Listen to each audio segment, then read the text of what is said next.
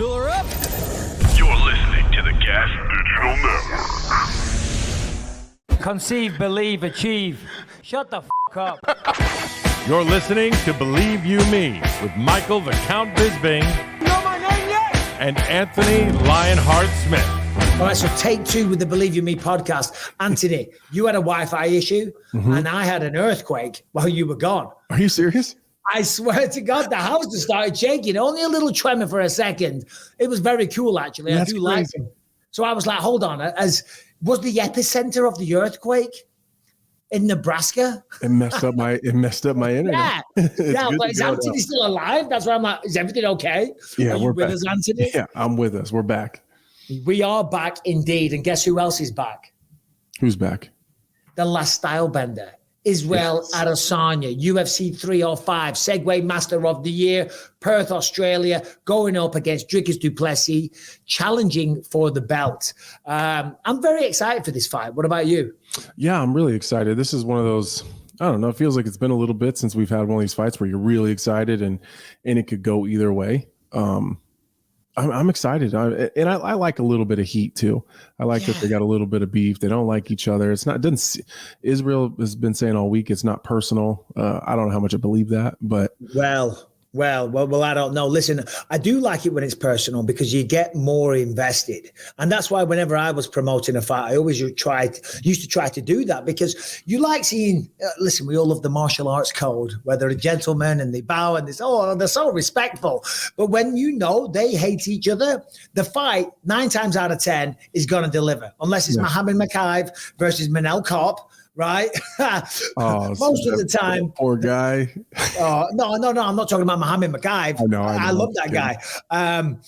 So this should be good. He says it's not personal. Bro, have you seen some of the interviews Izzy's been doing this week? Yeah, some of the stuff they're saying about each other. It's nasty. Brian or Harrington, do we have that? I think I sent it to you, Harrington, a little sound clip of Izzy. Of course, he was talking about Abdul Razak Al Hassan because he had a go at Dricus because he says he's the first African champion. Listen, Kamaru was from Africa, the Nigerian nightmare. Izzy's from Nigeria. Abdul Razak wasn't a champion. Ngannou was from Cameroon, I believe. So he was clearly an African champion. You know, you can't blame them for trying to improve their life. However, I'm not taking sides in this one. It just makes for a fun build-up. Yeah, I love it when I care more when I know that they care a lot. So there's a lot of stake. There's a lot of bragging rights. There's a lot of someone's going to leave there with egg on their face and feeling stupid. And I like that. It's exciting. Yeah, no, it is exciting. It's going to be a tremendous fight. You know that Dricus Du Plessis is leaving no stone unturned for this one.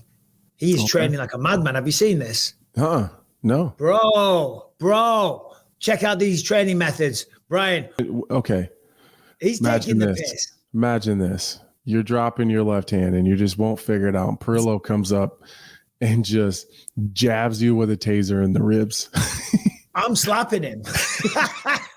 We're fighting.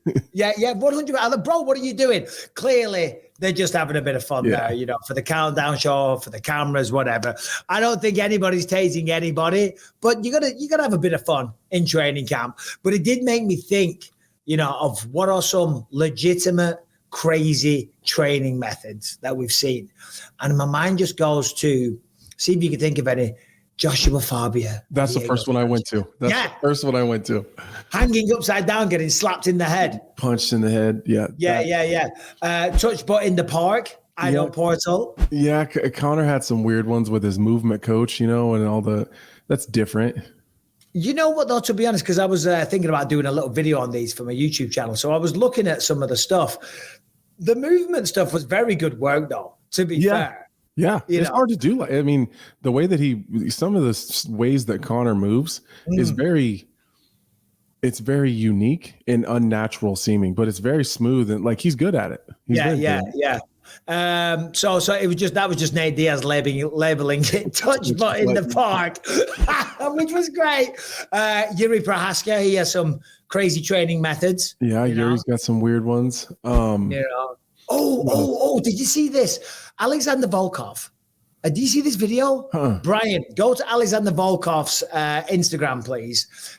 Volkov, right? I don't know what's going on with this guy. All of a sudden, he's turning into like a media darling. He's got his cornerman brushing his hair. Combing his hair between rounds. That had to be a bit. And now he's put out this video, and it's kind of like blood sport training. Brian, bring this up. It is so funny. I mean, fair play. I didn't know the guy had a personality. He was a bit sound, Brian.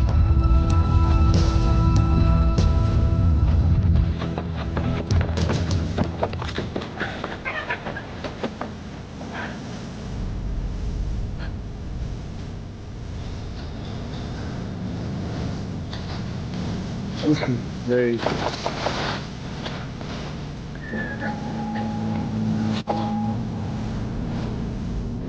Okay.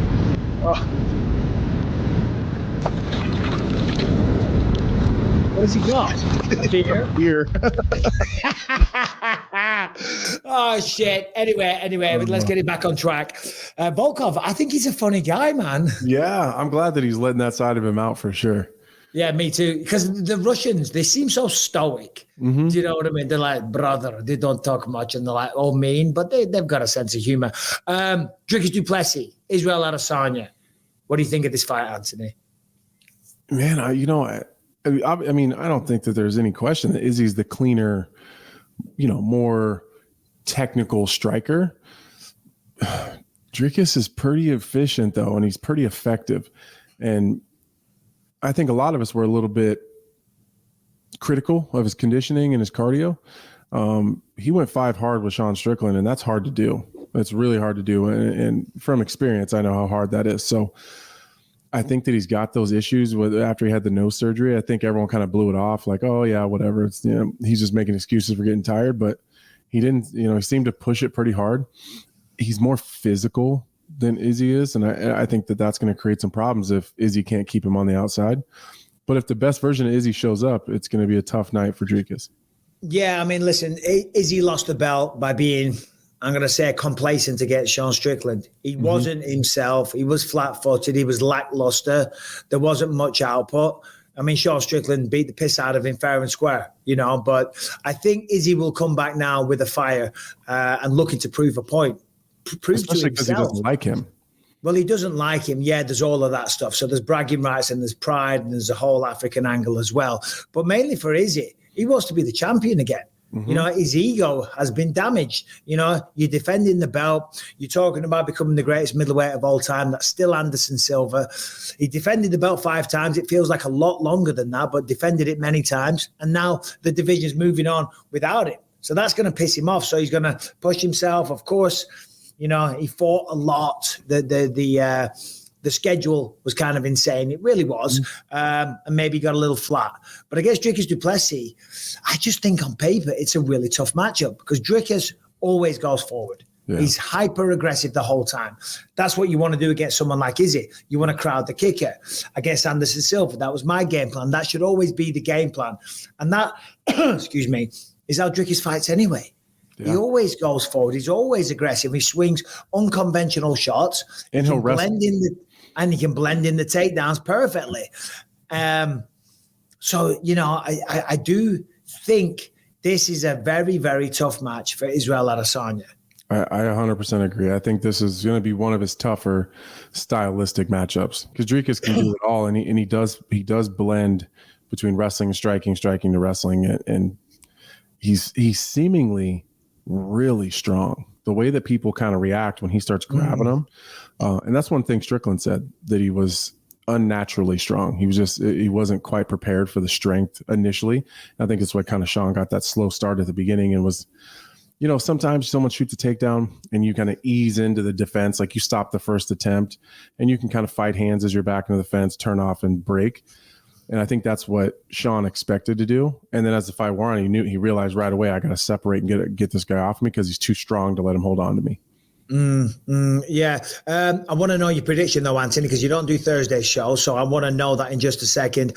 I think with the bad blood, I think Izzy's going to go forward. And I think that's his best bet. Laying back, being the counter striker, I don't think is the best approach against Dricus. I think Dricus is being smart. Because he's not taking matchups whenever the UFC have kind of said, we want you to go now. because he's like, listen, he did that going up as a contender. When you become the champion, you've earned the right then to be a little bit more business-like with your decisions. Right. But I think he's going to come in phenomenal shape. The nose being fixed definitely has improved his cardio, but the strength, the takedowns, the unconventional shots, everyone's saying that Dricus is bad. I just don't get that narrative. I don't understand that one little bit. No, I don't think he's bad. The one thing that I've always said is that it doesn't look right. Like it looks very different than, a conventional MMA fighter, but it's effective. And I think that some of us have picked against him. I think we've said, okay, well, in our brains and our minds, when we watch this, 1 + 1 = 2, and that's how this is supposed to work. But I just think that it looks different the way that he does it. And so I think some of us as complete analysts and been doing and watching fights a certain way, I think it throws us off. So when when we say it doesn't look right, I think sometimes in our brains it goes, well, he's doing that wrong. Maybe it's not necessarily wrong. We need to adjust how we look at the way that he fights. Yeah, well, listen, it's certainly effective and it's working for him. I would liken his style very similar to one Dan Henderson. Dan Henderson, when you look at Dan Henderson, he's garbage. Yeah. He's not a pretty striker, but he's goddamn effective, and that is a fact. And I know that firsthand. Ridiculous knockout power, had a legendary career, so I do think there's definite similarities there with the kind of striking style. Anyway, all of that aside, who's winning the fight, Anthony? Who's the champion, according to you, Saturday night when the dust settles? Because I'm on the fence. I'm trying not to sit on the fence because I am working with events. I won't allow it. I have to give a prediction anyways. I like Izzy a lot. So as much as my bias leans towards Israel, I think it's Dricus. I do. I just think with his physicality, I don't think he's going to give Izzy enough room to work. Not if he's smart. And he seems to have a pretty good chin. And I just cannot get past what he did to Whitaker because I'm such a Whitaker mark. I'm such just a dick riding fanboy for Whitaker. I can't help it. I'm just such a fan of that guy. And what he did to Whitaker was one of the most impressive things I've ever seen. Yeah. Well, guys, you're going to have to wait till Thursday for my prediction. I'm going to wait until the press conference and all the rest of it. You have to wait until Thursday. The people are on the edge of the seats. The subscriber count's going to go up because they're going to come back for the prediction on Thursday. They're like, we're waiting on the edge of our seat. Oh, Bisping, we needed to know. Passion, drive, and patience. The formula for winning championships is also what keeps your ride or die alive. eBay Motors has everything you need to maintain your vehicle and level it up to peak performance. Superchargers, roof racks, exhaust kits, LED headlights, and more. Whether you're into speed, power, or style, eBay Motors has you covered. With over 122 million parts for your number one ride or die, you'll always find exactly what you're looking for. And with eBay Guaranteed Fit, your part is guaranteed to fit your ride every time or your money back. Because with eBay Motors, you're burning rubber, not cash. With all the parts you need at the prices you want, it's easy to make your car the MVP and bring home huge wins. Keep your ride or die alive at ebaymotors.com. Eligible items only. Exclusions apply. Anthony, I got a question for you. Mm-hmm. When you go to a nightclub, do you dance? No. You have a little dance? No. Do you feel self-conscious when you dance? If you were to dance? Yes. Yeah. Gangsters don't dance. No, tough guys don't dance. No. Main reason I don't dance is because I know I can't dance. And I look like an idiot. Back in the day when I used to go to in my raving days in the UK, I used to have a little stomp. You know what I mean? Oh God, yeah. Back in the day, because you had to in those places. Yeah. In the raves in the 90s and whatnot, you couldn't stand there and be all cool. You know what I mean? You had to get involved. But it was a very, very basic move. I'm too afraid to stand up in a club. I'm afraid if I have to walk around the dance floor to go to the bathroom I get nervous because I'm afraid someone's going to like drag me in and want to dance or something. I don't like it. Get off me.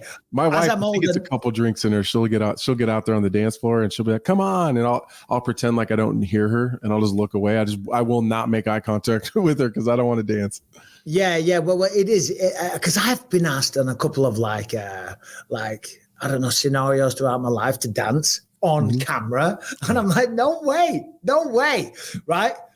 But that self-doubt or that lack of confidence did not apply to the Australian woman at the Olympics at the weekend. Did you see this? I read about it. I didn't see it. I read about it. Check this out. So here she is. She's representing Australia. 0 points she got. Hold on. She cannot break dance. What is that? Oh, my gosh. Look. No offense. I mean, fair play for confidence. The kangaroo hop. Whoa. How did she make it to the Olympics? Well, that's a whole nother story with some politics involved. Brian, play the other version with Peter Griffin and the music, please. Right? You know what the internet's like. It didn't take long before the memes and all the rest of it started. Check this out. Yeah, they're killing her.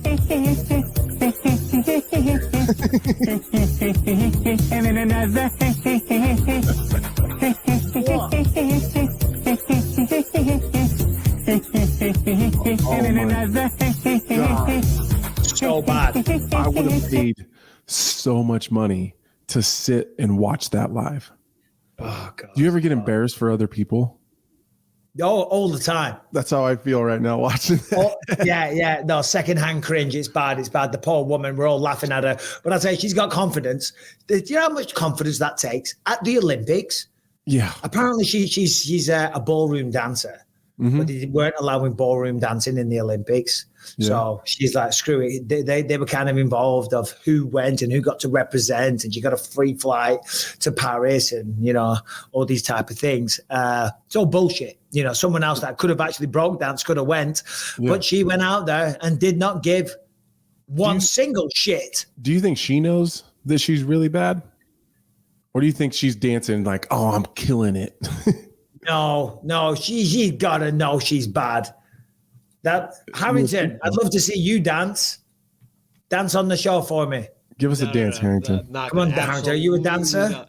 Dude, are you going to send me to Paris? Like that's what we're talking about here, right? Like if you want to gussy up some business class seats to Paris, put me in the Olympic Village. Business class. I'll get out there. Yeah. Business class. At least. Rebecca and I are going to Paris in September. Oh yeah, me too. So if you come, Harrington, you're gonna dance for us if we get you a ticket. Yes, 100%. Well, I'm not going to, so shut up. Give us Definitely not business class. Definitely not business class. You can. No, Harrington, jump on. Give us a mixed martial arts story, please. Or should I just do it myself? Well, give us number one. Number one in the notes. I think that's the biggest story. I've been seeing it all over on Twitter this weekend. I think MMA Mania was the first one to report it. But apparently, our own Anthony Smith is going to be fighting Dominic Reyes at UFC 310 in December. So, big news, no? What's going on? Yeah, that's what I keep hearing too. It's news to me. You haven't heard anything? I mean, there was some conversations, but here's the deal. This is the second. So there's a little truth. No. To what they reported, no. There was some conversations. We talked about it a little bit, but I was in class.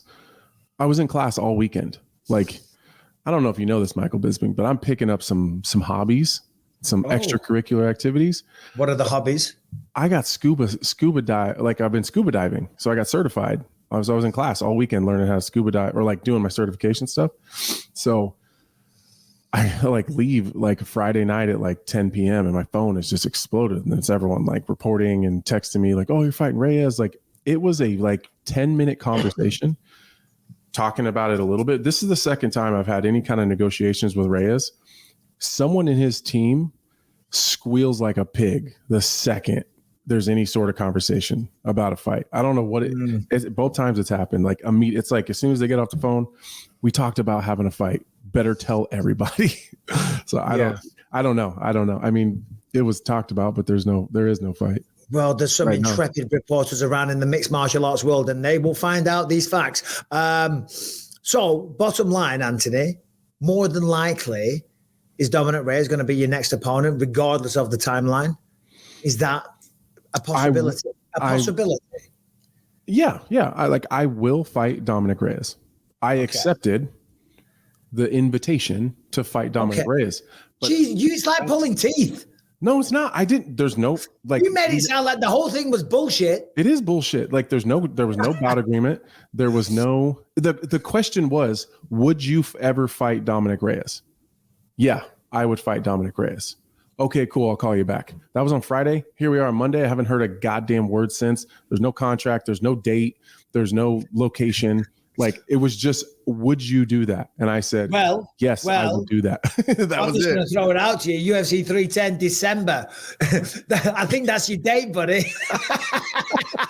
It's like, will I call? Listen, I'm just going to, if the UFC call, you know this by now, and ask you if you want to fight, and you say yes. Well, no, because there's dates. That fight's on, buddy. There's dates and locations. So like 2 weeks ago, they were like, do you want to fight in November? And I said, no, I don't want to fight in November. There was no name. There was no date or location. It was the month. Do you want to fight in the month of November? I said, no, I don't. So now they moved it to December. It's perfect. They never said a date. They said, like, it would be like you right now if you said, would you fight, and just give me a name? And then I said, yeah, I'd probably fight that person. And then now the media just starts making up their own date, their own location. Like, it's weird. Speaking of fights, and all the best with training camp. All the best with training camp. What if we were regular people and like someone that you work with called and said, hey, could you work? Would you work? And you're just like, yeah, I would work. Like, there's no date or location or time or what are you doing? And you're just expected to show up. It's crazy. It's crazy. I got offered a fight over the weekend. With who?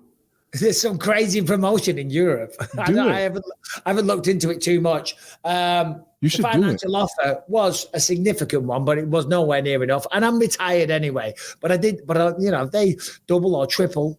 Do you need a cornerman? Quadruple. If you ever fight again, can I corner you? I would have a fun one. I wouldn't have a serious fight.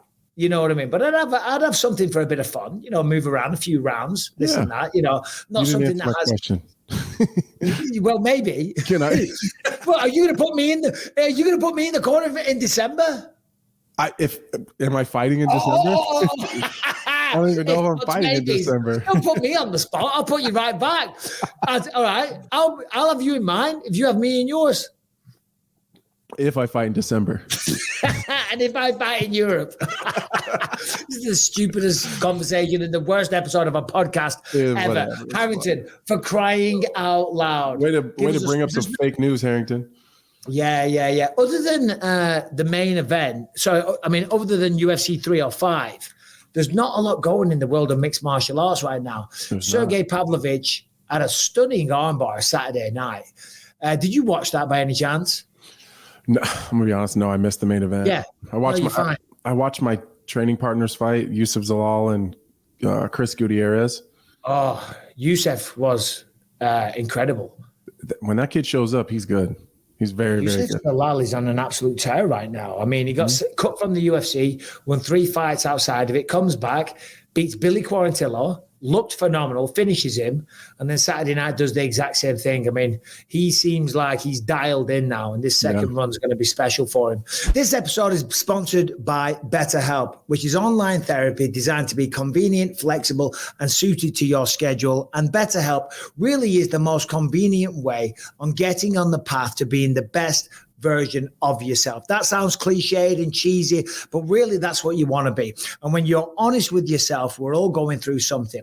A lot of people have some serious issues like depression, anxiety, alcohol abuse, substance abuse. Maybe they've got anger problems, whatever it is. Speaking to somebody or speaking to a licensed professional therapist, that is going to help you, just deal with all the issues, speak to somebody. A problem shared is a problem halved. And certainly when you're speaking to a professional that are going to give you all the correct advice that you need. As I say, it's all done entirely online. So it's very, very flexible, very convenient. Just do it on your phone, on your iPad, your laptop, sit on the toilet, do it in the car, whatever you want to do, right? Pull over the side of the road, do it in your house, do it when you're led in bed. It is very, very convenient. You don't have to drive to the other side of town and mess around and give up an entire afternoon. You just fill out a brief questionnaire to get matched with a licensed therapist, and you can switch therapists at any time for no additional charge. So stop comparing and start focusing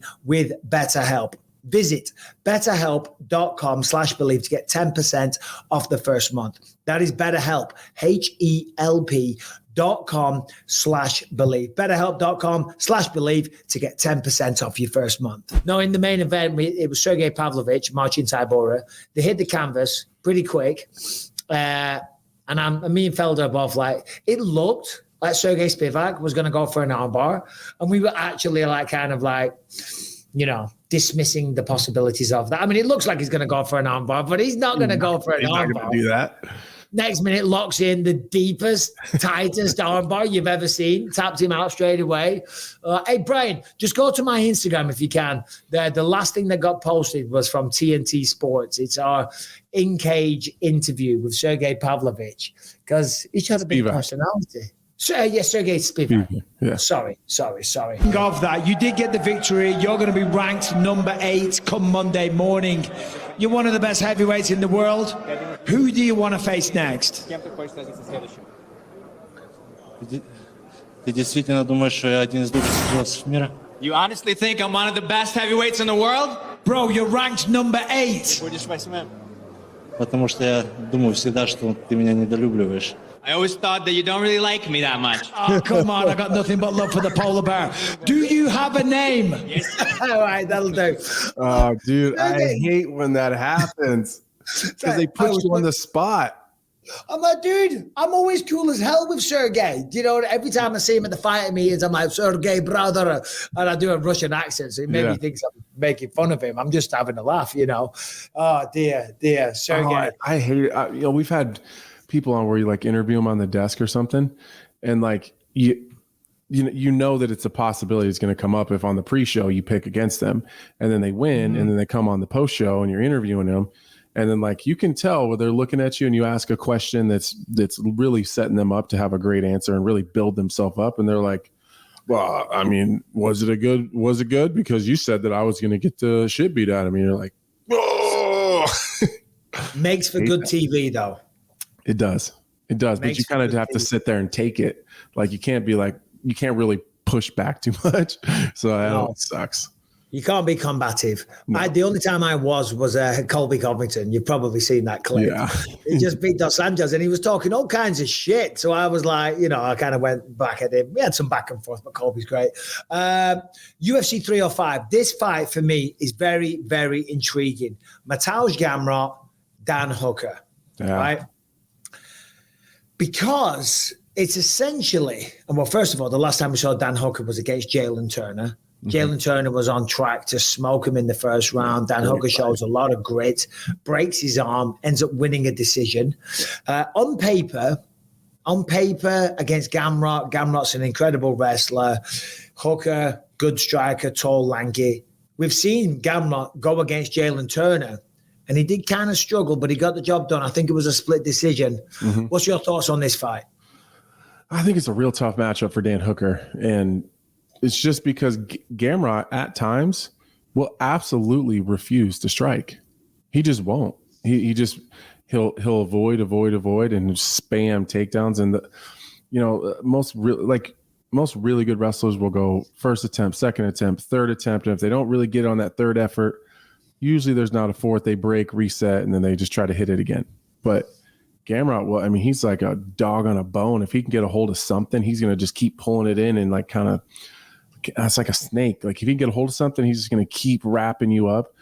And Dan Hooker's not the type of guy I suspect that Gamrot's going to be willing to stand on the outside with and trade back and forth. So I think he's going to be shooting from second one, which would be smart. It'd be a great game plan. which is what he does anyway. Gamrot, it's always head outside single leg, which I used to find a very effective takedown. I would always get told off. That's not how you do a single leg. The head needs to be on the inside, and on the outside, you're in danger of getting guillotined. Yeah, true, but it works. I took you down, didn't I? Don't you hate that in training when you do something and you submit someone or you take them down, and then they're the ones to start critiquing you? Yeah. You know that you're doing it wrong. There's a guy that I was training with since I was a kid. I can't say his name because everyone knows who he is, but he was notorious for, you would get a takedown on him or something, or you'd be grappling, and like right as you were moving into mount, he'd be like, "Oh, wait, hold on. Let me show you something." You're like, what are you going to show me? I'm about to mount you and bury you. Or you're like, right when you're about to choke him, he'd be like, hold on. If you do this and you go here, and then when you restart, you're like in a seatbelt position. You're like, no, wait a second. I was about to choke the shit out of you. Or when you're just about to submit them, or as you say, get mount position, all of a sudden they've got a phantom injury. Oh, hold on a minute. My ribs, ribs. You know. There's a guy around here that's notorious for that. You were fine a second ago when you were almost ripping my head off the shoulders when you had a rear naked choke sunk in, but now you got an injury. Matej Gamrot is always doing the single leg. So Dan Hooker, it's going to be tough to stay on the feet. If it stays on the feet, he's by far better, in my humble opinion. He's more stylistic as a kickboxer. He's tall, he's long. If he uses the right game plan, he could keep him on the outside, but Gamrot's just all go, non-stop. He's like an Energizer bunny, a Tasmanian devil, a cracked-out Polish meth head with grappling capabilities. Do you know what I mean? He's just, Well, he'll take the punches to get on the inside, too. That's sometimes if you're a long-rangey striker, if you can get someone that tries to avoid being hit and mitigate the damage, but also wants to wrestle, you can kind of play that game where you can keep them on the outside just with something in their face all the time. Gamrot's willing to take the shot to get on the inside, and that's a hard person to deal with. Brian, just bring up Dan Hooker's Instagram, because there's one thing we're not taking into consideration here, Anthony. Is he training, or is he getting tattooed? Because it seems that's like what I was going to say. Was it really? Okay. This is midlife crisis, Dan Hooker. Yeah. This is blonde hair, Dan Hooker. This is covered in every bad tattoo under the sun, Dan Hooker. If he doesn't have a convertible, I'll be surprised. There's no way. This is a different beast. That's a different man. Do we have some tattoo posts?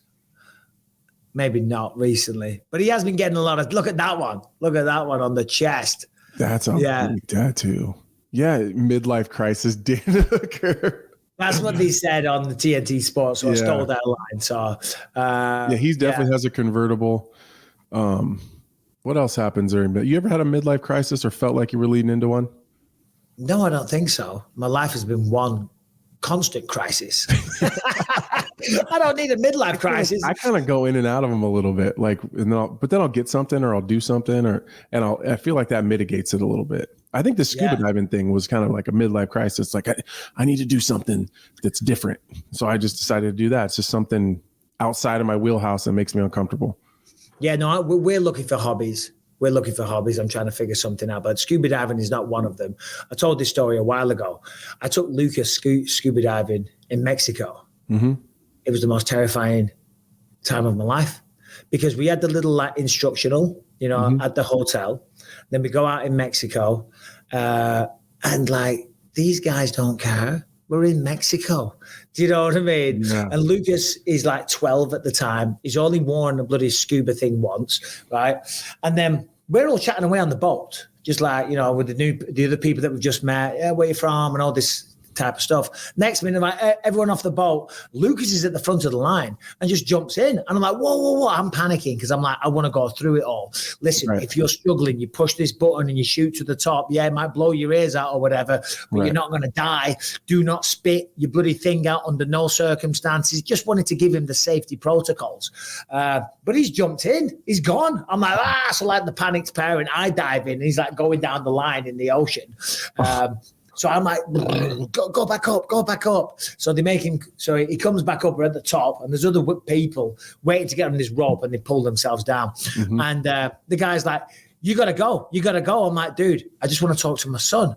We've never done this before. He's never done this. He's like, well, you either go now or you get out, one or the other.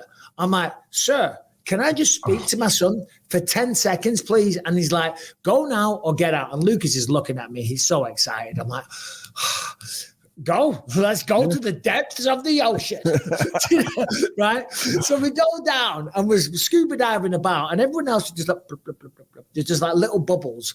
Mine is just bubbles going everywhere because I'm like terrified. And every time I look around, it's like hundreds of yards away. I'm like, what are you? I'm like, are you good? You know, because you got to do these hand signs and stuff, you know. And he was like, Dad, give me a break. Leave me alone. It was the most stressful time of my goddamn life. Yeah. Yeah, I don't think I could do it with my kids. No way. There's no way. Yeah, it takes all the fun out of it. If I just want you to worry about my own life. What other hobbies have you got? That's it. Well, I do like I ride ATVs and UTVs in the summertime. And so I go on a trip next month. I'll go ride. And so that's always fun. But other than that, nothing. Be a taxi driver for my kids. Yeah. Yeah, it's about it. We're going to start renovating some old houses. Oh, That's our thing. Like flipping houses? No, not flipping them so much, but Rebecca's obsessed with like Victorian or Queen Anne style properties. So we've been looking at loads of them online. You can pick them up dirt cheap and just renovate them. In the States? Yeah, in the States, yeah. No on the East Coast, nothing on the West Coast. So she wants to start doing that, but that sounds expensive and time consuming. And I'm like, babe, we don't live on the East Coast. There's a little thing you're forgetting there. Co-main event, Kai Kara France, Steve Erceg. That's a good one. Do you know what? Fair play to Steve Erceg.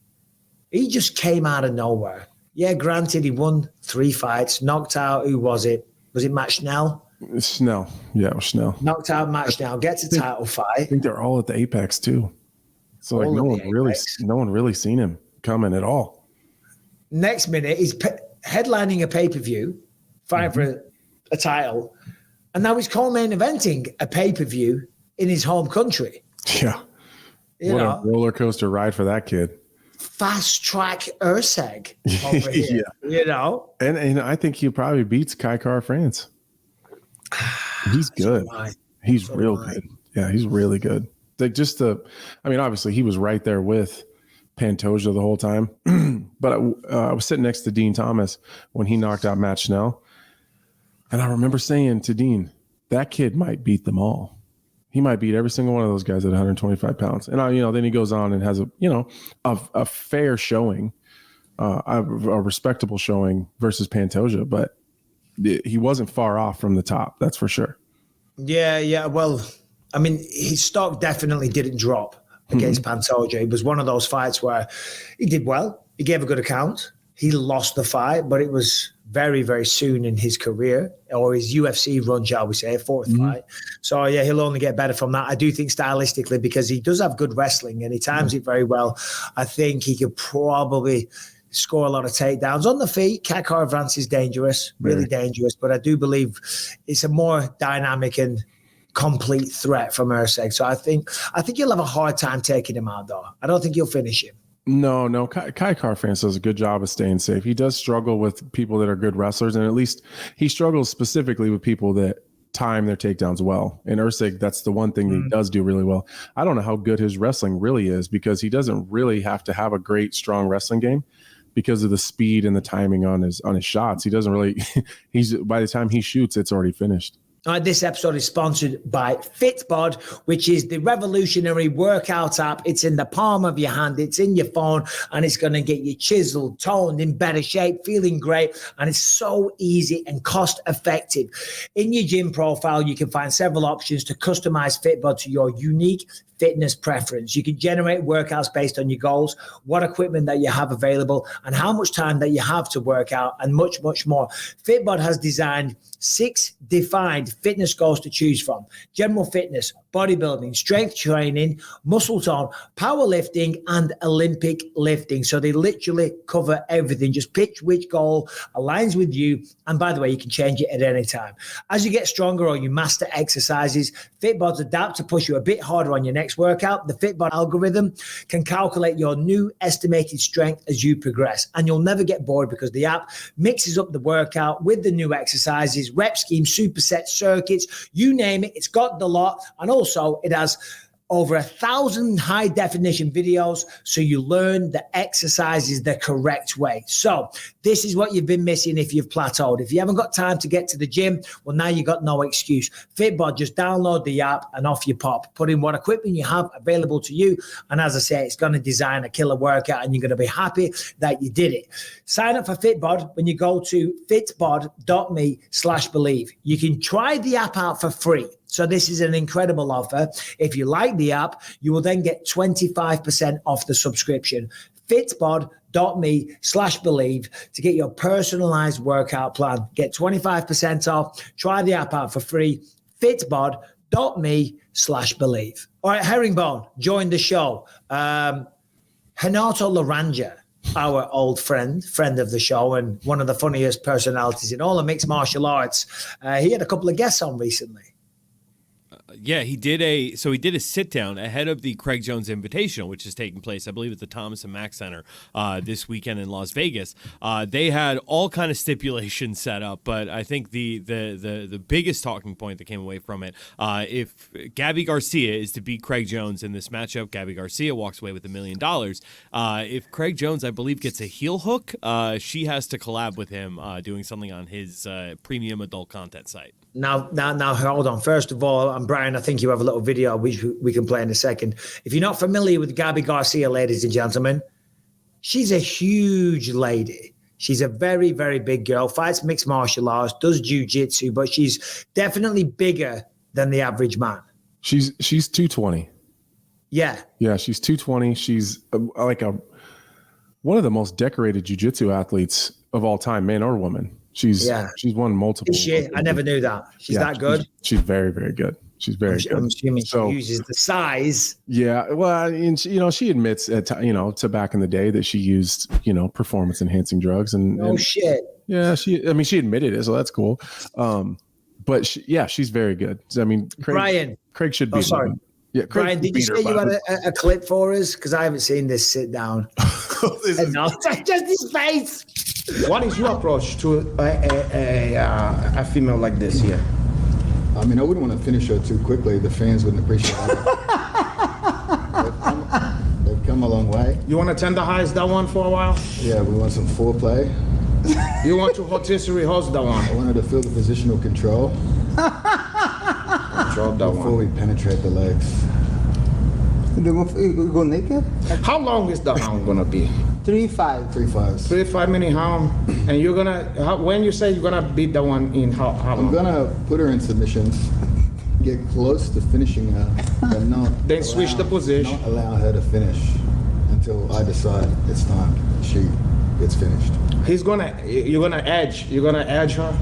She needs an edging. She needs it. She's very tense.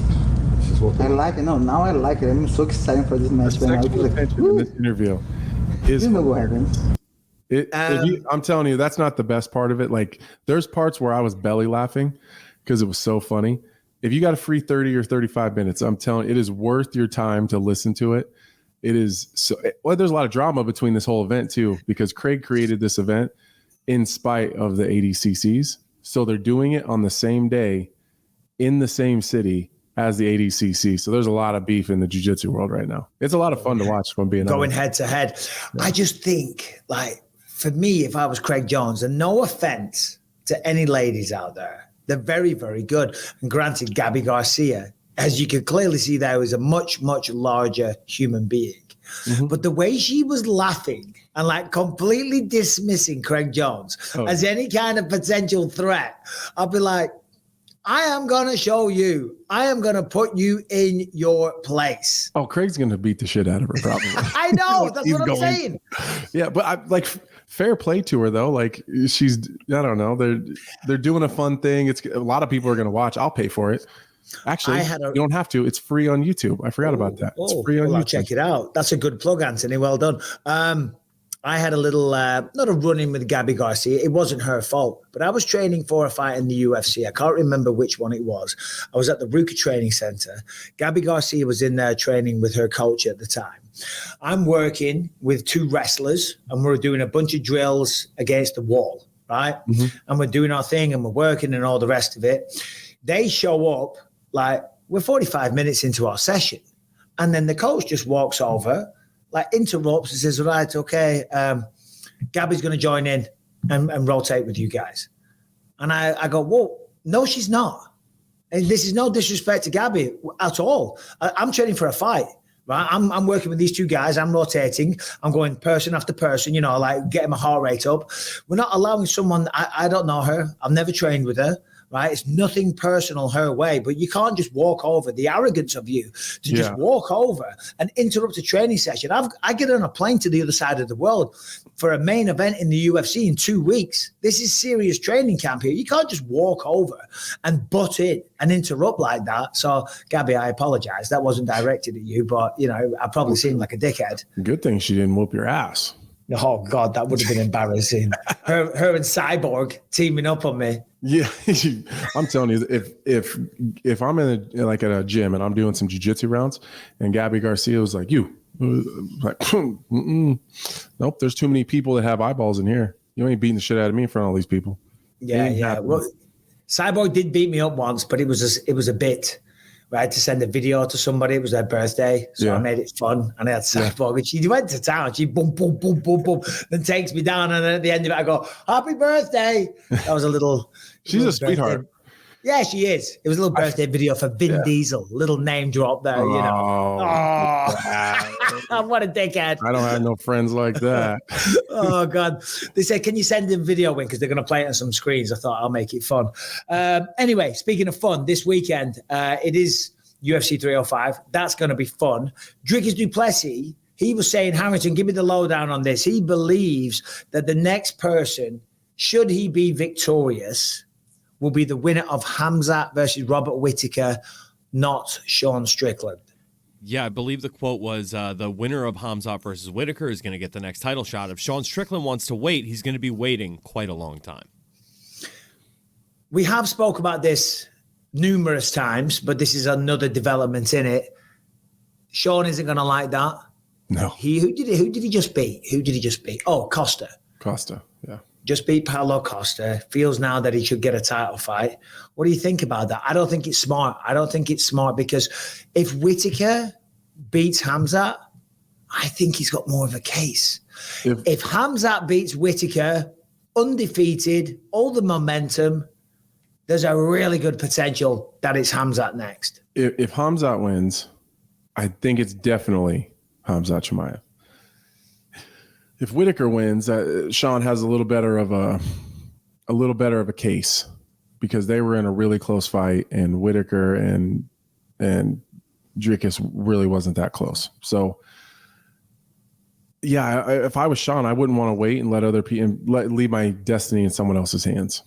But you know, he's doing it the way that he feels is right, and I can't knock him for that.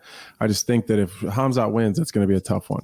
But if I'm Dricus, I probably don't want to fight Sean Strickland again either. Not because he feels like he can't beat him or whatever, but he's been in there with him one time, and it probably wasn't that much fun.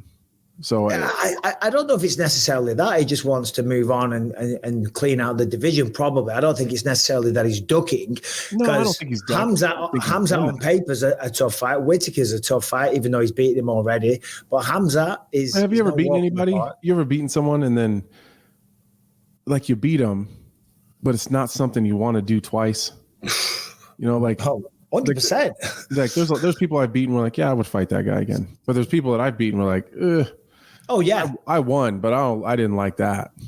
And the ones that you would do again are very simple. They're the ones where you walk in, you smoke them, you look like the man, you get the submission or the knockout. Mm-hmm. You know what I mean? You don't have a scratch on you. That was the easiest fight of your life. And you're like, boom, let's go again. Yeah. The ones that you don't necessarily want to do again is where you get beat up a little bit, like Matt Hamill. Do you know what I mean? Yeah. Not much of a name, but he was whooping my ass for half the fight. I was like, that was a hard day's work. That sucks. And I just feel like, I not that I don't think Dricus would fight him if that was the offer, but like if he had to choose, the other fights are really hard too, but I know exactly how bad that one's going to suck. Yeah. So I'll take my chances with the other one.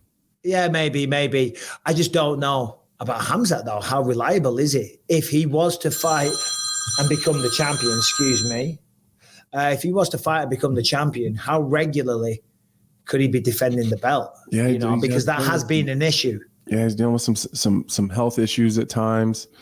Was it Dana? Travel issue, it seems. Yeah, he's got some. I think he has some travel restrictions potentially. I'm not sure about that. That's how it seems. I remember. I think Dana said something recently. It's like when he starts cutting weight is when a lot of these health problems pop up. It's when he starts getting close to fight weight or about to cut. He just ends up really sick, and that's tough.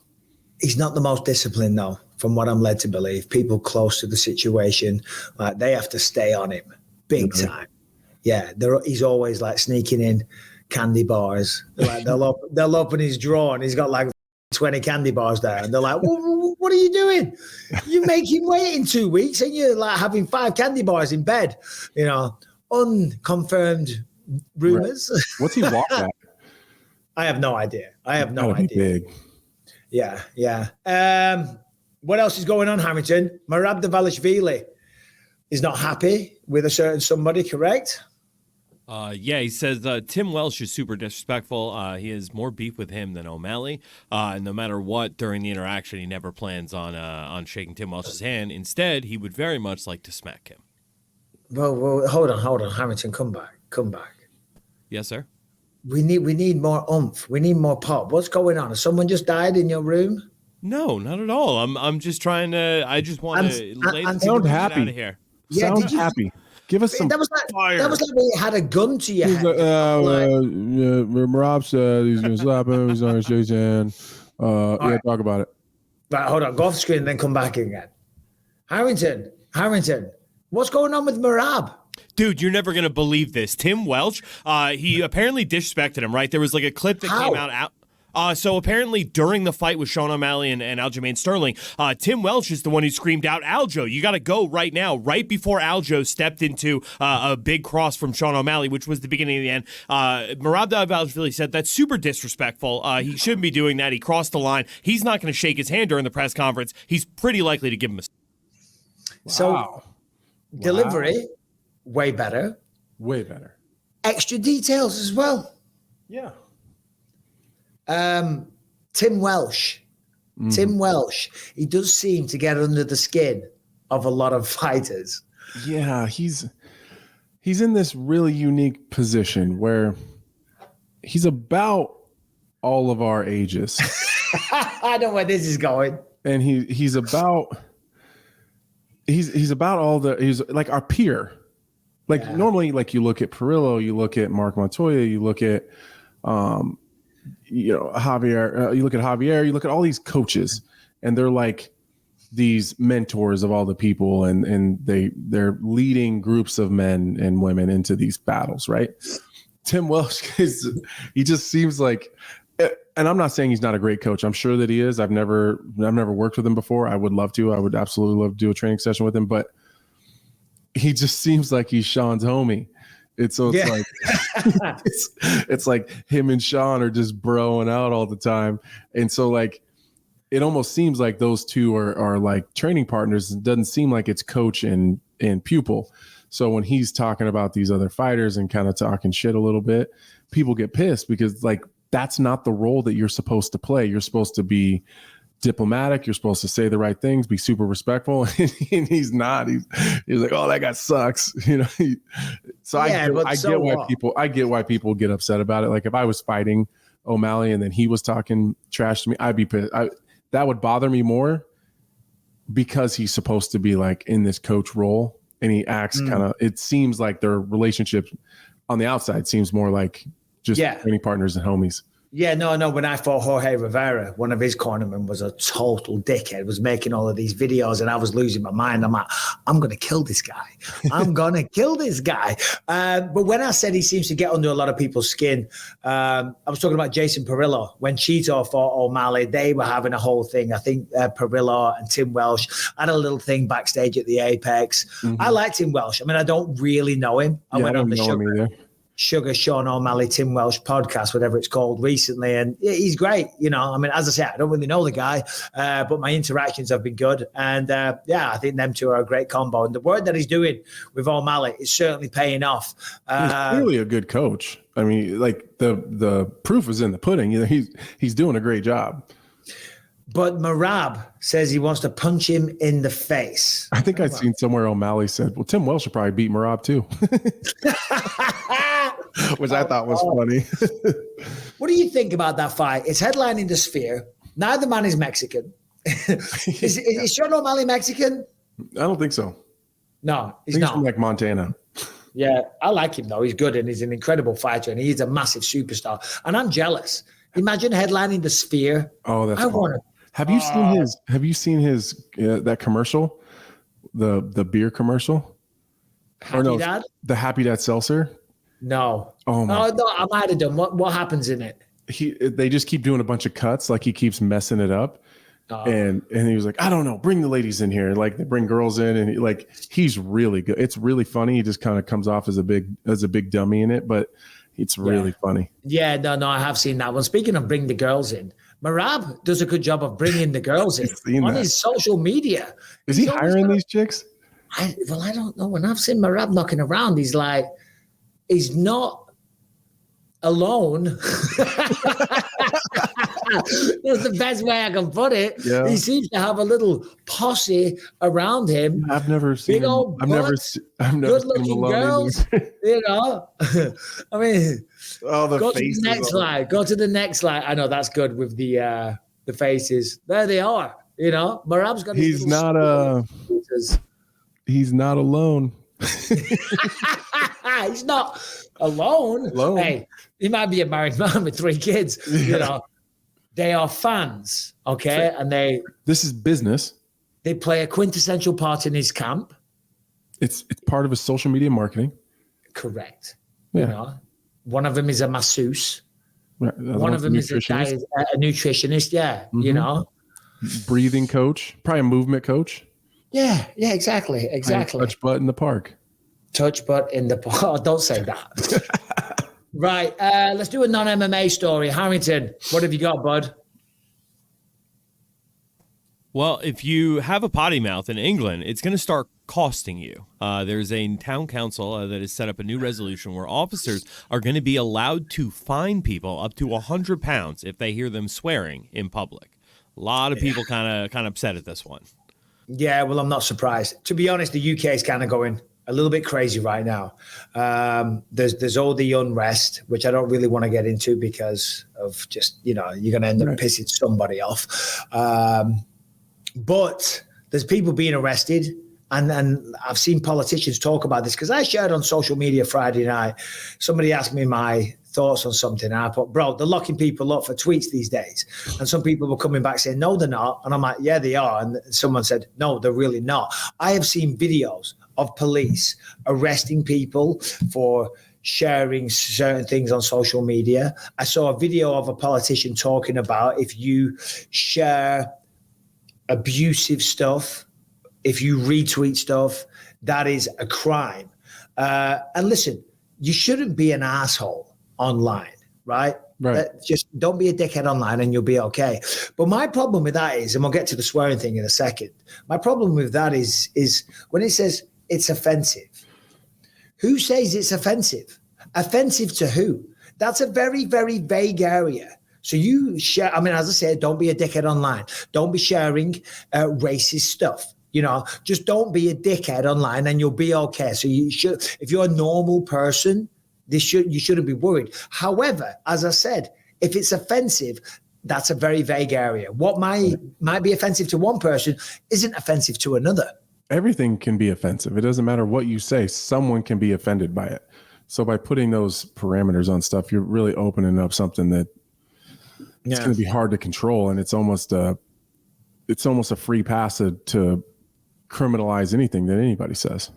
No, it's a very, very slippery slope. Yeah. It's a very slippery slope. And Elon Musk is talking a lot of smack about it. If you follow him on Twitter, X, which I know you're not on these days, he's going a lot of the British politicians. And in fact, apparently they're talking about putting an arrest warrant out for Elon Musk. If he ever shows up in the UK, he's going to get arrested. And I think he's now talking about suing the British government. And there's all kinds of stuff going on. But £100 fine for using a swear word in public. What do you think about that? Well, That's about $140. I've been to the UK before, so it sounds to me like the UK government is the British government's trying to make some money. They're gonna clean up. They're gonna clean. They're gonna make some serious cash because the British people have some foul mouths. Yeah. It reminds me of my grandma. She had the dirtiest mouth. Like she'd say a whole sentence with just F words, and you'd know exactly what she was talking about. It's just a place they just swear a lot, and it's fine. It's just part of the culture. Yeah, no, and that's actually a really good point because I never thought about the ins and outs and whether it's right or wrong and all the rest of it. People, it is a part of certain communities where you're brought up. You know, it's part of everyday life. It's part of the makeup of their vocabulary. That's how they speak. You know, so if you're sitting there having a conversation on a park bench and you just happen to be telling a story and you're like, oh my God, and this, blah, blah, blah, blah, blah, you know, and a cop is close by, boom, there's a fine. Well, you haven't bothered anybody. You haven't offended the person that you were talking to. Now, granted, you know, you should know how to act in a certain place. If there's certain people around, if you're not in a pub, you know, I mean, what does it even say in public places? So you're in a pub on a Friday night with the boys, and you're all getting rowdy, you're going to get fined if you swear in a bar? That's crazy. That's insane. That's insane, for sure. Like, that, I would be broke. It's all I can do to not say the F word constantly on this podcast for the 2 hours we're on here. We're doing pretty good this episode, though. I think so. I think so, too. But, like, even my family, like, here in my household, like, me and my wife, we just are swears. We just swear, and it's not because we're angry or mad or being mean. It's just if the F word flies out of my mouth just freely all the time. So I would have a tough time with that. Yeah, well, same here. And you know, the old thought process is that when you swear more, it's because of a lack of vocabulary. Now, granted, I'm not going to sit here and pretend I'm some scholar of the English language. You know, I'm not, far from it, but I very, very easily do 7 hours of live TV when I commentate and don't even come close to swearing. Right. You know, but when I'm talking in my day-to-day life, yeah, of course, I swear. And I feel like if you want to make a point, if you really want to punctuate it, there's nothing like a good old, and this fucking dickhead. It just really drives home that point. Yeah. It's a little color. This adds a little color, a little bit of emotion to how you actually feel. I'm sure Brian has an opinion on this. Brian, are you there, sir? And welcome to the show. We haven't had you today. Yeah, you know, I'm just back here looking for relevant information. That's all. Okay. Well, what did you find? You know, it's Orwell shit. You know? Yeah.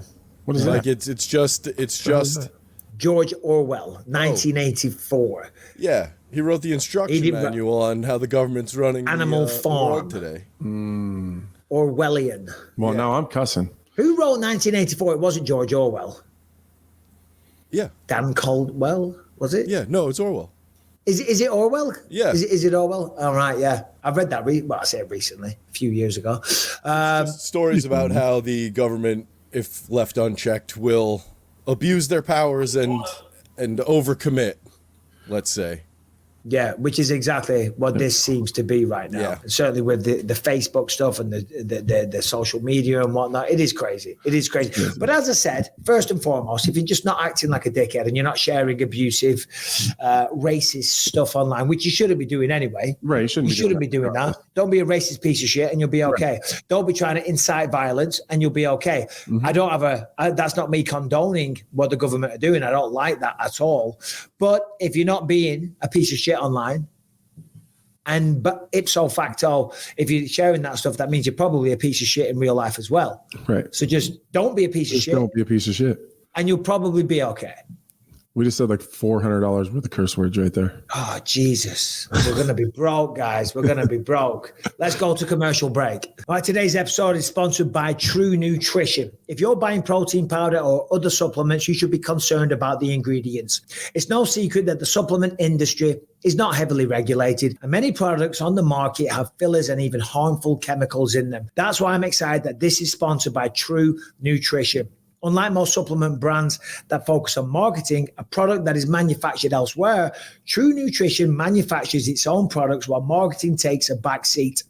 True Nutrition was formed to provide protein powders and supplements with absolutely no fillers, no additives, no gluten, no bullshit, nothing but goodness. It's incredibly difficult to find the correct protein powder to match your body and fitness goals. That is why with True Nutrition, you can create your own fully customizable protein powder mix with the exact ingredients that you want based on your activity, how you like it to taste, your diet and your goals, plus your workout routine. What's more, you can even see your nutrition facts in real time as you create your mix. This truly is sports nutrition designed by you. A fully customizable protein powder based entirely on your needs. So you can stop worrying about if the supplements are doing more harm than good. There's no garbage ingredients, all natural goodness. For a limited time, the listeners are going to get 15% off your entire order when you use the code BELIEVE. When you go to truenutrition.com,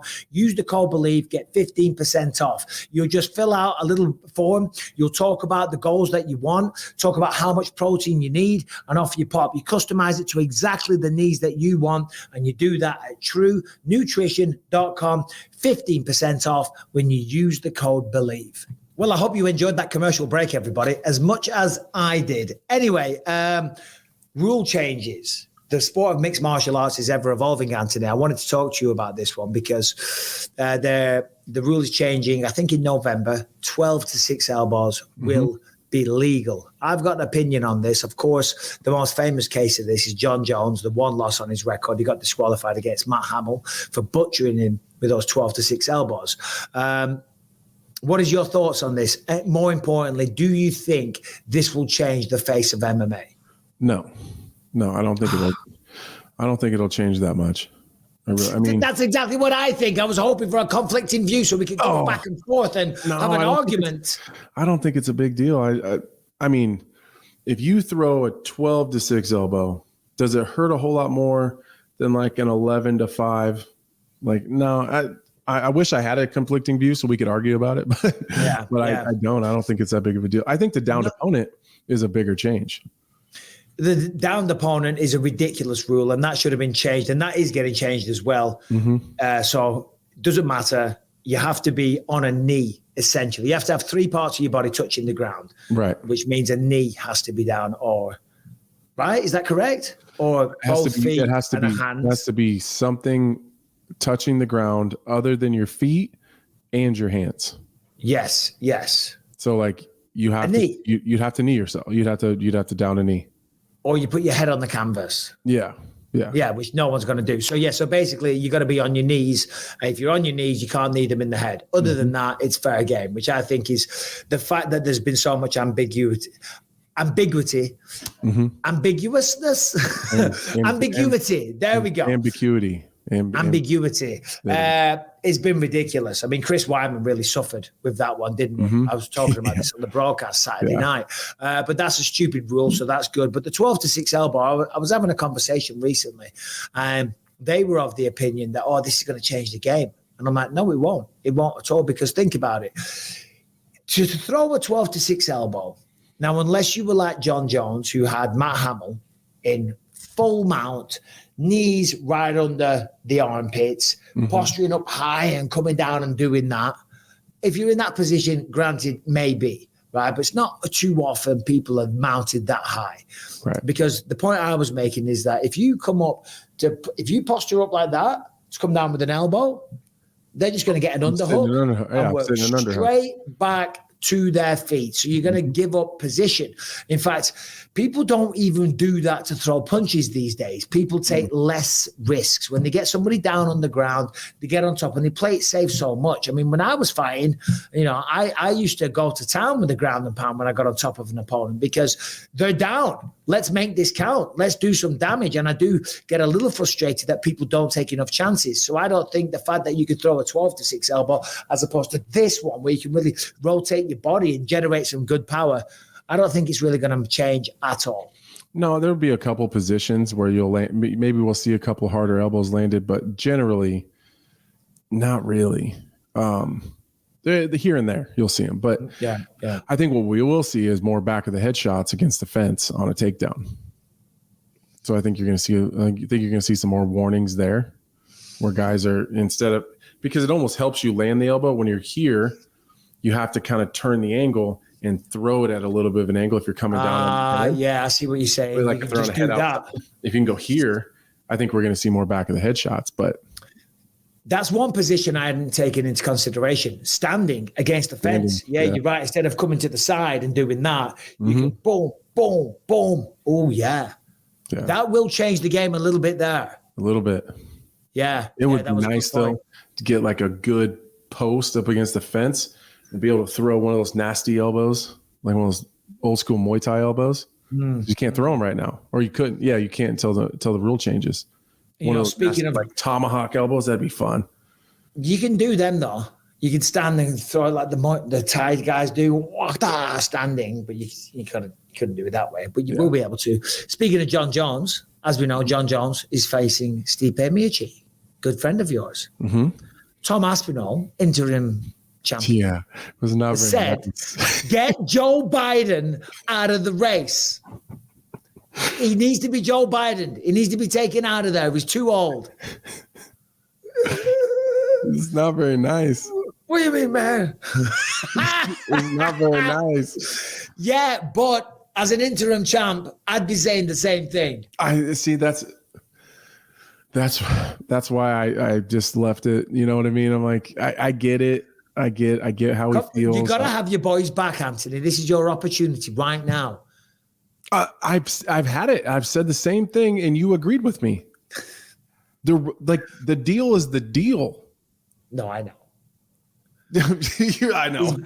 Great argument. Great but argument. it's like get Joe Biden out of there.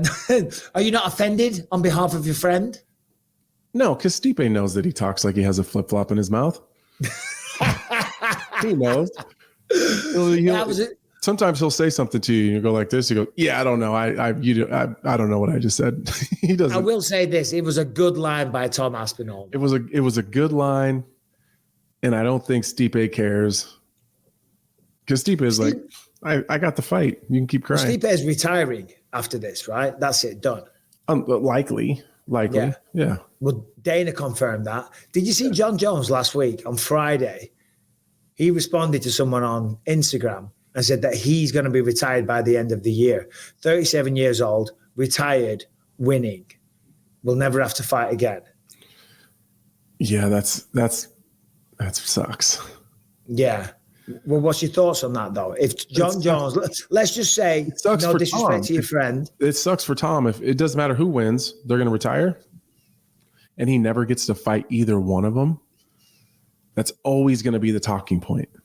But Jon Jones wins. Let's say he beats Stipe. Tom is waiting in the wings. He goes to Madison Square Garden in November. He weighs in as the backup fighter. He's ready to rock, but there was no need. He waits to get his hands on Jon Jones. Jon Jones beats Stipe in the ring, gets on the microphone, and then retires. Yeah, and then he's Daniel Cormier. Doesn't matter what DC default did. champ, DC. Yeah, that's what they're going to say. It doesn't matter how good he is, who he beat, how he beat him. They're always going to say, "Oh, you're just the undisputed champion because Jon Jones left."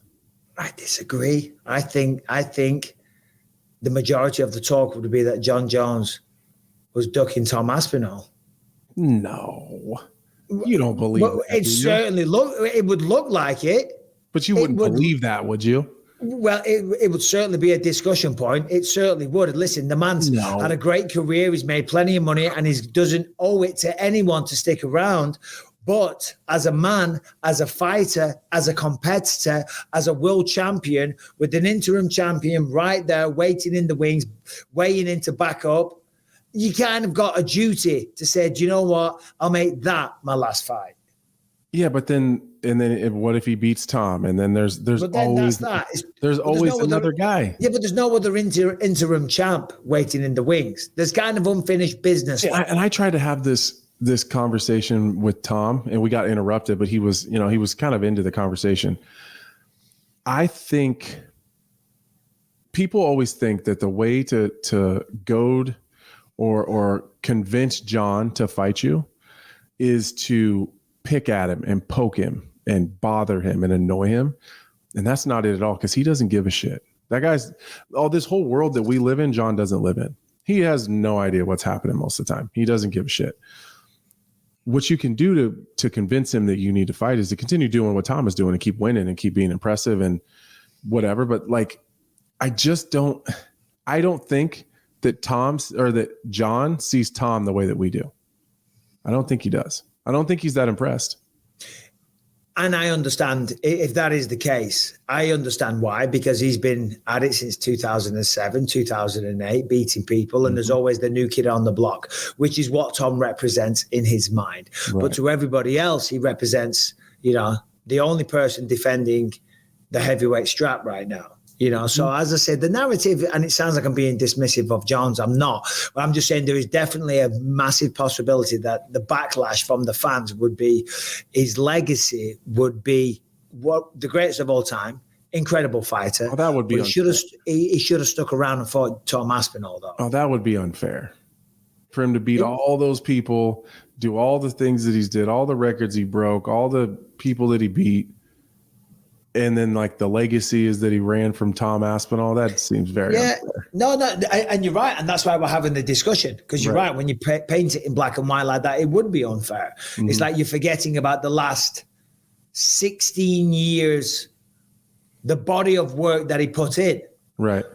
But Johnny come lately fans, the ESPN era, people will be like, but why isn't he fighting this guy? I just try to put myself in Jon's shoes. I know how I feel at 36, and he's had a whole hell of a lot more title fights than I ever had. He's got almost as many title fights as I had fights. I mean, I only have 10 more UFC fights than he has total than he has UFC fights. And he that's a lot of 5-round training camps. Now, granted, maybe some of those weren't super long training camps, but that's a lot of that's a lot of 5-round fights. It's a lot of really tough guys. I'm sure he has lots of injuries. We don't know anything about Jon really personally, but I just feel like I feel like if I was him, there has to be some sense of no matter when you retire, there's always going to be the people that say, well, he should have stuck around for, I can't think of anybody new, like younger that's up and coming. He should have stuck around for that guy, or he should have Jailton Almeida or whatever the case may be. Yeah, like maybe he beats Tom and then retires. Like, well, Almeida was on his way up, and it's always going to be the next guy. So at what point is like the next guy enough? You're right. Tom is different. Your point is a valid one. However, there is another champion. So it's like you've got to unify that, and you've got to kind of, put that to bed once and for all. Talk about a big you to Tom, though. If Jon is like, oh, yeah, you want to be actually undisputed. Okay, well, I'm just going to go. I'm going to peace out, and everyone's always going to question your undisputed title. There is that. And Jon's that petty. Yeah, no, he is. But also, it wasn't an official statement. It's just responding to someone. No, I know, but I'm just saying, like, so I could see him doing that just to be petty. It doesn't hold any weight. So, yeah, that's where I'm going. Like, do you think there is, seriously, hand on heart, a potential in November for both of those men to hang up the gloves? Yeah. That'd be crazy. There'd be a part of me that'd be happy. Oh, I'd be happy for a pair of them, and they both deserve it. I mean, Stipe is 43, 42. I mean, it's time to retire anyway. And if he could pull it off and beat Jon Jones, that is like the dream ending for anyone. Right. Reclaim the belt, beat Jones. Stipe beats Jon. He probably goes one more time, right? You think so? Well, that's the way to do it, though. That's the way to go out on top. Yeah, but think about the money. Think about that bag of money that's going to get slid across the table for an immediate rematch, or even a fight with Tom. Like you just beat Jon Jones, and now they want to, they would have to pay so much money to get Stipe to fight Tom after he beat Jon. That'd be insane. Like that's a bag of cash you can't pass up. That's like and it's so disrespectful because that's just not a narrative that people are discussing. Yeah. Like it's a foregone conclusion. Yeah, it's a thing possible. DC knocked out Stipe, but then got finished himself and then got beat in a decision. DC, the first time he fought Jones He fought him tooth and nail. That was an epic fight. It really was. And he wasn't getting blown out of the water when he got caught with the head kick. No, he wasn't. He got caught with the flush head kick. There's the whole picogram discussion. We don't need to get into that. But, that kind of, it made it a no contest, if I'm not mistaken. Yeah. But yeah, I mean, Stipe, what have you heard from Stipe in his camp recently? Really recently, nothing, which means he's got his head down. You only really hear and see Stipe when he's not doing anything. Yeah. When he's really training and he's got his head down, he's hard to get a hold of. He's got his head down like Joe Biden. He hasn't been seen anywhere recently. Maybe he doesn't know where he is. He's taking the afternoon naps. He's out saving cats. What are we talking about? The man's a bloody fireman and a legend of the goddamn sport. Should we talk about Paddy Pimblett real quick before we get to questions? Sure. I mean, Paddy Pimblett is putting on the weight again. Where is it, Harrington? Harrington, you just give us the story anyway. Do it with a little oomph, a little gusto. So Paddy Pimblett, so this training camp, right after the fight, he was asked, what's it going to take for him to not become, Paddy the Fatty again, put the weight back on. He said it's all on his wife. Well, apparently she dropped the ball because he is up about 40 pounds since weigh-in day, 19 kilograms, which comes out to about 40 point something pounds. Yeah. Is that a recent photograph? His face fills out. I mean, that's the thing with me. When I drink alcohol, you can tell my face gets all puffy as a mother effer. No swearing. No. Paddy, I don't think he's the biggest drinker, but that face, there's about 10 pounds in that face. He does wear it in his face a lot. How long do you think he's going to, and I'm not judging him. Like, I get pretty heavy sometimes too, but how long do you think he can get away with the yo-yo thing? For a while. Yeah. Yeah, of course he can. And if he's happy, whatever. It's not like he doesn't fight really. Like, he's not super frequent. So he's not fighting 4 times a year. So he doesn't fight frequently. He's going to have to pick up the pace, though, if he wants to build momentum. I mean, he's doing 1 a year pretty much now. Last one was December. So, maybe 2 a year. But if he wants to get that big push, he needs a little bit more of a busier schedule. However, what he did against Bobby Green was phenomenal. But I applaud him. Fair play. So do I. Does he miss weight? Does he miss weight? No, he doesn't. It's crazy because all these, they all love a bit of clickbaiting and all the rest of it, but all the stories, look at Paddy, he's put on so much weight. The story should be, look at that, he puts weight on, but then he makes weight every single goddamn time. At the Apex on Friday, there was 3 people missed weight. Yeah. Chepe Maniscal missed weight. Chelsea Chandler came in 5 pounds over. Yeah, that's crazy. Chepe came in at, I think it was 3.5 pounds. Danny Barlow, I think, was 0.25 pounds over. Wow. 5 pounds. That's a lot. It's crazy. Especially at 135. 5 pounds is insane. It's like, I don't want to kick a girl while she's down because she lost the fight as well. But it's like, are you even trying? When you miss weight by 5 pounds, are you even trying? Yeah, that's tough. There's no excuse for that, for sure. Yeah. And then not have a great, like, if you miss weight, you better win. You better bring it. We'll talk about this real quick. Speaking of the weight misses, Chepe Mariscal, who did he fight again? Who did he fight Saturday night? My God, my mind's gone. Oh, God. He beat, Damon Jackson. There we go, Damon Jackson. Damon Jackson, Fortis MMA, Saif Saud, great guy. Saif Saud was losing his mind. During the fight? After the fight. After the fight, he was screaming. He was, fuck you piece of shit. Chepe for missing weight so much. He was a cheating scumbag. Yeah. I mean, listen. He's passionate. I was going to say, you got to love the passion. You got to love the passion because he goes on a journey with these guys, He rides for his guys. Yeah. And then the guy misses weight by 3.5 pounds, and that was probably a factor in winning the fight. So he was mad. He was absolutely pissed. It does seem this new generation miss weight far more than back in the day. It happens much more than it used to, that's for sure. much more frequently for goddamn sure. All right, well, let's do a couple of questions and we'll get out of here. If you have a question, send it into bympod@gmail.com. Keep the questions coming. If you're listening on Spotify, iTunes, wherever you find podcasts, make sure to subscribe. Leave us a 5-star rating, positive review. It really helps out on those platforms. If you're watching on YouTube, make sure to subscribe to the channel and you hit that notification bell to find out whenever a new video drops. And if you want to catch over 500 episodes you can't find anywhere else, completely ad-free and totally uncensored, head to gasdigital.com. Use the promo code BYM. Get 20% off the whole network. All right, so first question we have here today is pretty short and sweet. This one is from John Miller. Hi, this is Joe from Boston. My question is, what do you think the top 3 sports movies of all time are? Not just MMA. I think mine are Hoosiers, Remember the Titans, and Rocky. Thank you. Short, to the point. Hey, that was to the point. That was like a Harrington question delivery. You know what I mean? It's like, so the best sport movies of all time. Oh God, I don't know. Did he say top 3? Rocky's got to be in there for sure. What have you got, Anthony? I know you're not a big film buff. I'm not a huge film buff, but I would say, Rocky has to be in there. I agree with that. Sport films. I don't really watch sport films. I watched what's it called? King Richard recently. Will Smith, Serena Williams. Is it called King Richard? I think it's called King Richard. Yeah, where he's played Serena Williams' father. That was really good. It was really good. Ford versus Ferrari, not exactly a sport film, but that was good. You got to check that out if you haven't seen it. Yeah, maybe I don't watch any sports movies now that I think about it.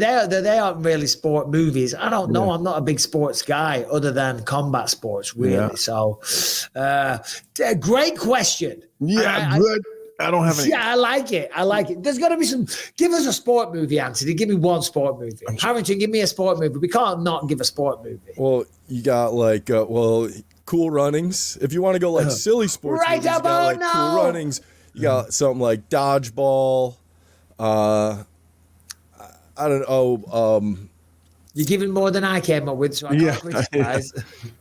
Angels in the Outfield. I've seen that one.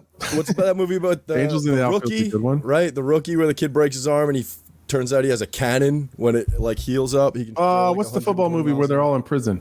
That's a sports. Longest Yard. Yeah. Longest Yard. Longest Yard. What about English? Victory. Victory. Is that from the 60s? Yeah. I think it's Michael Caine. It's like the English prisoners versus the guards in the PW camp. That's pretty sweet. Yeah. No, I remember that one. That was good. We were really bad at this. So if you have a question, send it to bympod@gmail.com, but just don't ask about sport movies, okay? Brian, what else have we got?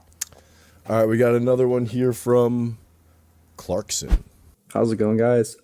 Sorry, I look like shit. Just got off the 80 or 72-hour trip on the boat, back with my puppies, and they're super happy. Loves it.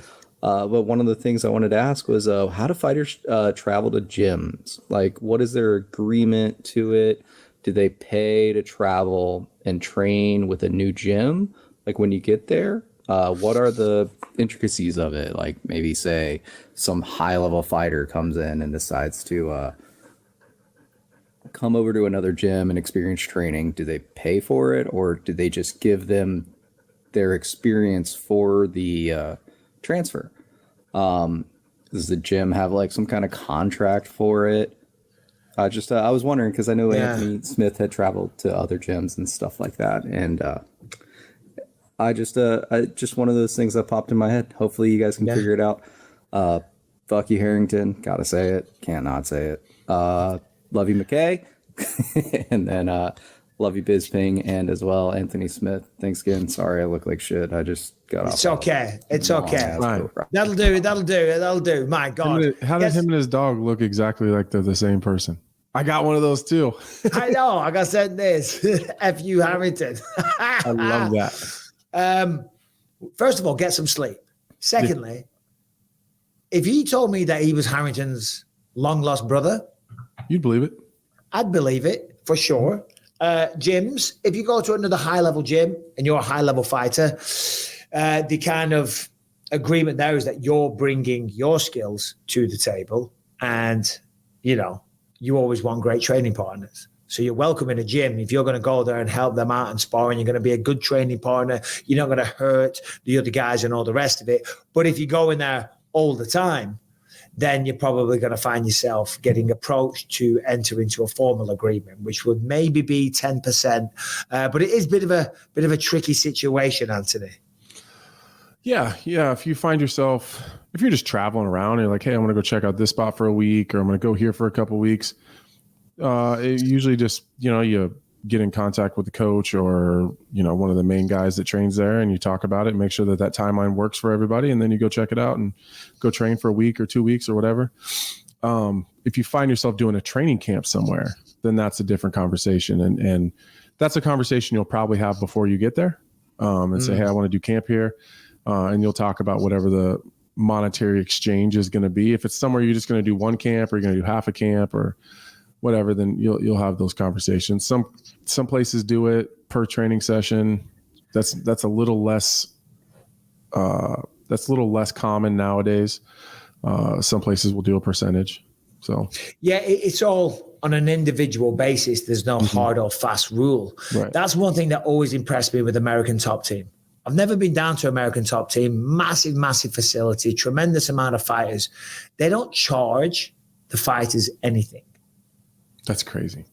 It's Dan Lambert apparently is a very, very wealthy man, passionate about mixed martial arts, opened up this absolute mega gym. They get accommodations. They get all the supplementation that they need. They get access to incredible training, and he provides this all for the love of the sport. Now, of course, there is fees associated when you link up with a coach and you're spending a lot of time with that coach, and they're going to, negotiate their own separate agreements. But overall, for the gym, it's nothing. Huh? But I might be mistaken, but I'm pretty sure that is the situation now, which is just phenomenal. That's incredible. Yeah. Shouts out to Dan Lambert. Unbelievable. All right, well, I guess that's the show. We'll be back on Thursday. We'll go into a bit more depth on a few things. We'll have a couple of guests lined up for you then as well. Anthony Smith, where are you going to be this weekend? Bristol, Connecticut. Bristol. Working the pay-per-view. Well, you enjoy Bristol, and yes, you guys enjoy your Monday evening wherever you are in the bloody